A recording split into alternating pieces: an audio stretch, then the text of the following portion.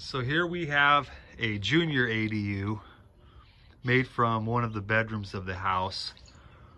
We were going to remove this window here and put it on this wall here, but that's a lot of work. We ended up building this little partition here, so they still get a lot of sunlight coming into their little room. And this partition will keep them from seeing, you know, our whole little backyard area. We got a hot tub over there and a little hangout room, and so that works out. And I'll go over a little bit of what I did here to build it. Okay, first thing, we did not want to bore into the concrete. You have to rent one of those machines. That's probably the best way, sink the 4x4 into the ground. I used these things here, the EZ Base by Simpson. They're not made for fences over 4 feet tall. However, we use them because our fence is really short and it's an L shape, so it's very, very, very strong. Our fence is about, I think it comes out to about 7 feet tall. Way taller than they say to use, but again, it's a short fence and it's L shaped. The wind's not going to touch this thing. We use the tap cons. You pre-drill a hole into the concrete and just screw these suckers in. You just got to make sure you're screwing them straight into the hole. They could be a little difficult, just a little hard to turn. That's it. I got all 12 of mine, 4 per base, to go in just good. And I'll tell you what I did do to level them. I used galvanized washers. I started with one under each one to lift it off the ground just a little bit, so rainwater, because this is not galvanized, it's just like powder coated. So I started with those washers, and then I put a level on there before the wood was in there, and I stacked up washers as needed in these underneath to make sure it was level first. And then I kind of tightened them so that they could wiggle a little bit. That way I knew I didn't tighten them till the very end. Just that way I knew they were straight with all the wood pieces and everything. So that's that right there.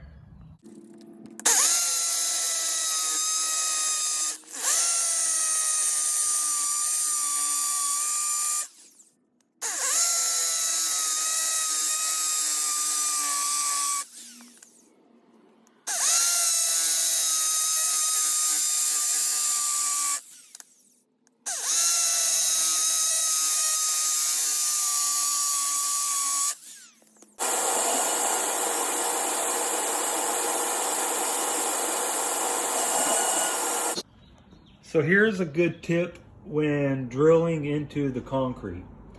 I've got this DeWalt, that's DCD 709, and it's got a hammer drill mode on it. I think that is right here. We have a little hammer. So that's a hammer drill mode. And then I got this Milwaukee. I don't know exactly what that is. If you can maybe see the numbers on there. Let me see if I can get that a little closer for you. 7.5 amp. Looks like catalog number 5378-20. Night and day. That DeWalt didn't do nothing. It was almost like using a regular drill. I could drill a hole in about 10 seconds with this Milwaukee. It is badass.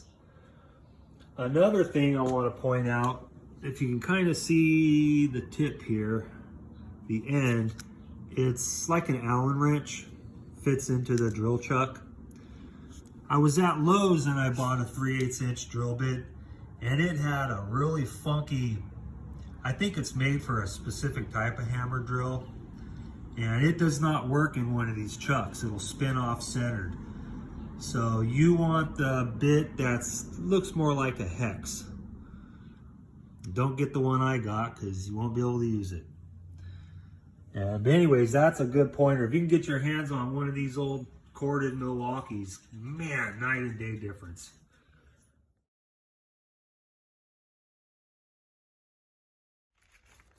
I'll start with one washer under each Again, giving it a little bit of lift.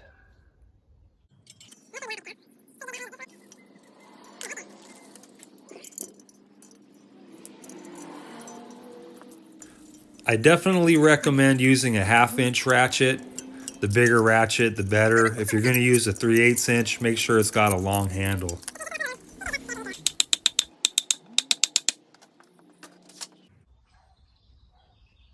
Right through the little bottom corner, you can see when that wood has set all the way down in there. Okay, so after I tightened them up just a little bit, I noticed that my post was not level.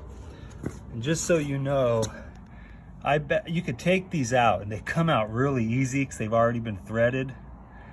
They came right out. I lifted it up, inserted a washer each, put them back in. They tightened really nice, and I got the post level. And going this way, it's a hair off, just a hair.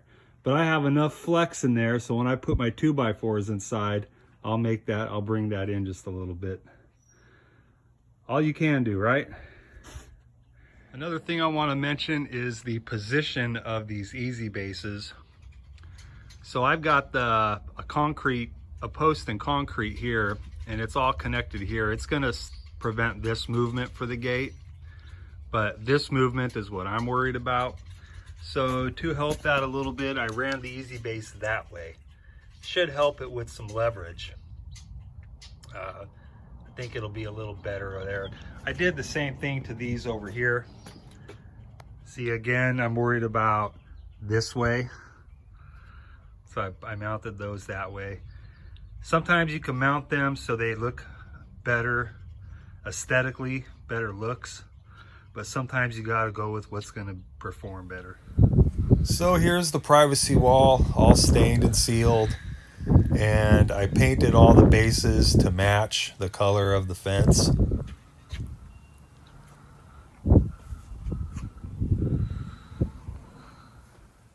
And I like these gate latches right here too. I know the Lowe's has them. That's where I picked mine up at.